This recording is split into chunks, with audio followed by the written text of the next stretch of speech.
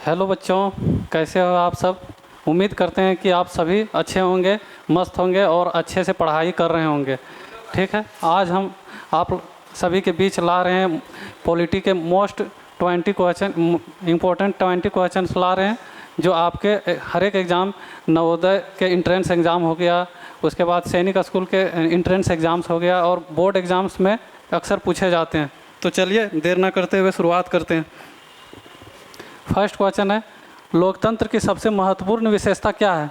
लोकतंत्र की सबसे महत्वपूर्ण विशेषता है कि हम सभी वोट दे करके सरकार बनाते हैं, इसलिए यह जनता के द्वारा चुनी हुई सरकार है। ठीक है, ऑप्शन नंबर बी सही है, जनता के द्वारा चुनी हुई सरकार। नेक्स्ट क्वेश्चन पे चलिएगा। भारत एक कैसा देश है। तो भारत एक लोकतांत्रिक गणराज्य देश है जहां हम सभी मिलकर चुनाव में वोट दे करके सरकार बनाते हैं, इसलिए यह एक लोकतांत्रिक देश हुआ। तानाशाही सरकार जहां वोट देने का अधिकार नहीं होता है, एक व्यक्ति ही सारा डिसीजन लेता है, जनता की कुछ सुनी नहीं जाती है।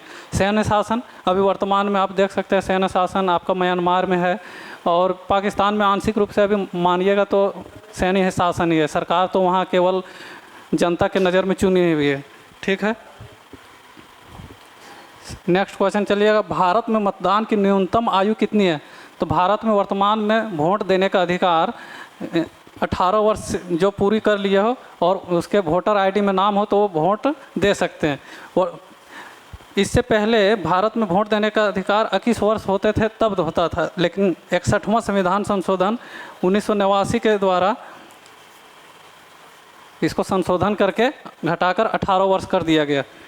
ठीक है, नेक्स्ट क्वेश्चन चलिएगा। भारतीय संविधान कब लागू हुआ था। तो भारतीय संविधान हम सभी जानते हैं कि 26 जनवरी 1950 को लागू हुआ। ठीक है, 15 अगस्त 1947 को भारत आज़ाद हुआ था। 26 नवंबर 1949 को संविधान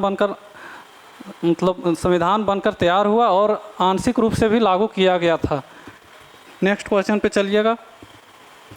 भारत का संविधान किसने बनाया। तो हम सभी जानते हैं कि भारत का संविधान सभा ने मिलकर बनाया। ठीक है, जिसकी स्थापना 1946 को कैबिनेट मिशन के द्वारा हुआ था। भारतीय संविधान के निर्माता किसे कहा जाता है। तो भारतीय संविधान का निर्माता BR अम्बेडकर को बोला जाता है। ठीक है, क्योंकि ये प्रारूप समिति के अध्यक्ष भी थे। ठीक है ना। नेक्स्ट क्वेश्चन पे चलिएगा। भारत में कितने स्तर की सरकार है। तो वर्तमान में भारत में 3 स्तर की सरकार है। केंद्र सरकार, फिर हो गया राज्य सरकार और उसके बाद हो गया आपका स्थानीय स्वशासन, जो पंचायत चुनाव होता है या फिर नगर पालिका में नगर पंचायत को बोला जाता है, नगर पालिका होता है सो।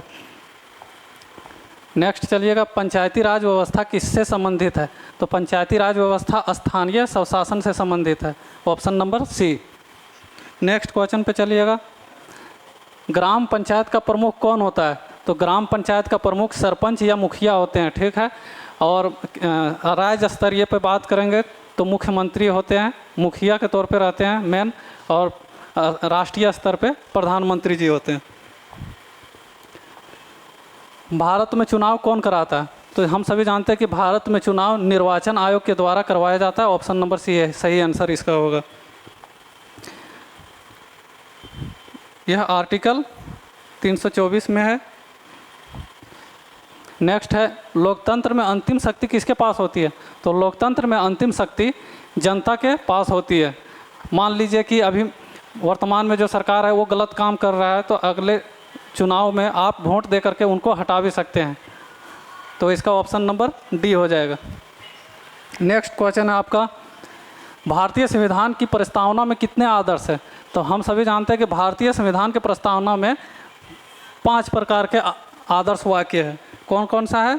तो संप्रभु हो गया, समाजवादी हो गया, पंथ निरपेक्ष हो गया, लोकतांत्रिक हो गया और गणराज्य। ये 5 प्रकार के आदर्श वाक्य दिए गए हैं। नेक्स्ट क्वेश्चन पे चलिएगा। भारत में सर्वोच्च न्यायालय कहाँ स्थित है। तो हम सभी जानते हैं कि भारत में सर्वोच्च न्यायालय सुप्रीम कोर्ट न्यू दिल्ली में स्थित है। नेक्स्ट क्वेश्चन पे चलिएगा। मौलिक अधिकार किस संविधान से प्रेरित है। मतलब मौलिक अधिकार किस देश के संविधान से लिया गया। तो मौलिक अधिकार अमेरिका के संविधान से लिया गया है। नेक्स्ट है आपका, भारत का राष्ट्रीय अध्यक्ष कौन होता है? तो भारत का आपका राष्ट्रीय अध्यक्ष राष्ट्रपति जी होते हैं। नेक्स्ट आपका हो गया, भारतीय संविधान दिवस कब मनाया जाता है? तो संविधान दिवस आपका 26 नवंबर को मनाया जाता है, क्योंकि इस ही दिन भारत का संविधान निर्मित होकर के फाइनल हुआ था और आंशिक रूप से लागू भी हुआ था। पूर्ण रूपेण 26 जनवरी को लागू हुआ। ठीक है। नेक्स्ट क्वेश्चन है, भारतीय शासन व्यवस्था में शक्तियाँ किसके बीच बांटी जाती है? तो भारतीय मतलब संघीय शासन व्यवस्था में शक्तियाँ किसके बीच बांटी जाती है? तो केंद्र और राज्य के बीच बांटी जाती है। ऑप्शन नंबर बी आपका सही आंसर हो गया इसका।